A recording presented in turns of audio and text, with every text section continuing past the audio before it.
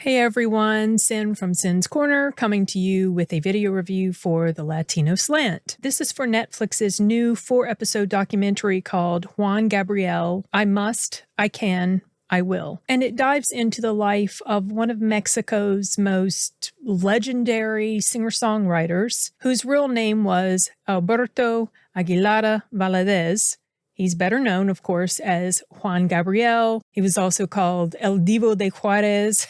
I didn't know who Juan Gabriel was until I met my Mexican husband a long, long time ago. But once I learned about him, I realized how extraordinary he was, not just as a performer, but as a human being who turned so much heartbreak into such beautiful art. I think that this series does a wonderful job of showing both sides of his story, the flamboyant, larger-than-life superstar who captivated millions, and the wounded soul shaped by a childhood full of loss, abuse, and rejection. It's quite sad, actually. This documentary is comprised of a collection of videos that he had taken throughout much of his life. And in the episodes, he would say, to me, pretty profound things like, I made loneliness my friend.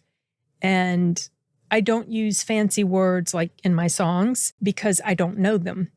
And I think that honesty and simplicity is exactly what made people connect to him on such a deep level. One of the most interesting and powerful segments in the documentary was when it talks about his performance at Bellas Artes, which was something at the time that broke pretty significant barriers because critics in the high society art world didn't feel that he was cultured enough for such a prestigious venue. I mean, he was a pop singer, but he ended up winning them over, the orchestra and the crowd, once again proving that true art is something that comes from the heart, not from labels. The documentary also explores his close relationship with various women in his life who became mother figures for him, and it's easy to understand why, given his childhood. It also talks about his legal battles, his sexuality, and even his final years when, after surviving an almost deadly bout with pneumonia, he worked tirelessly as if he knew that his time was short.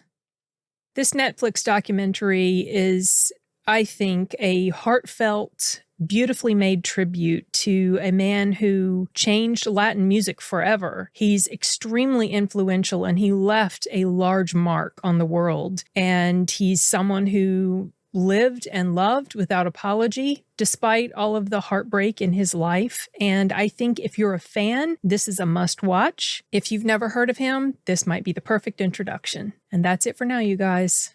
Adios.